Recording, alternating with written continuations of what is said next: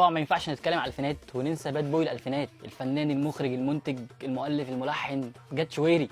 لفت بلاد شفت كتير، بنات ملهاش مثيل.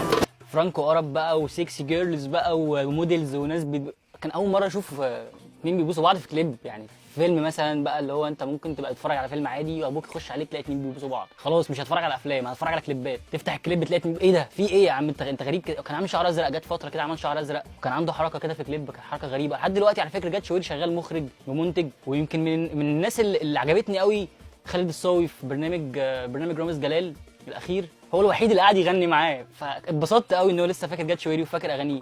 يا جماعه الواد ده كان مجرم بصراحه.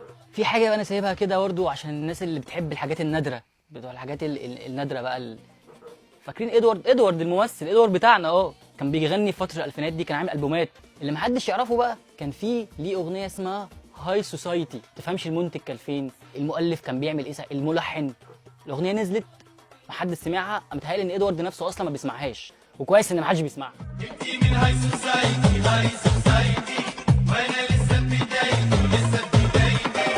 في بقى بونبونات الالفينات دي، انا بعتبرها بونبونايه كده، حاجه كده في المشاعر كده. اغنيه كانت لنهال، واحده اسمها نهال نبيل ظهرت في فتره برضو، وواحد اسمه شريف صادق. نهال ونبيل دول اللي عملوا نهال ونبيل ايه، نهال وشريف عملوا، كان في دايما دويتوهات كده تلاقي تامر وشيرين، نهال ونبيل، منى ونهله كده يعني، عملوا اغنيه اسمها هو يا ترى. كانت ديت كده، هو واحد راح يقابل حبيبته وهي رايحه تقابله، وهو كل واحد فيهم عايز نتقابل هنا علشان نوعد بعضنا بأحلى غرام.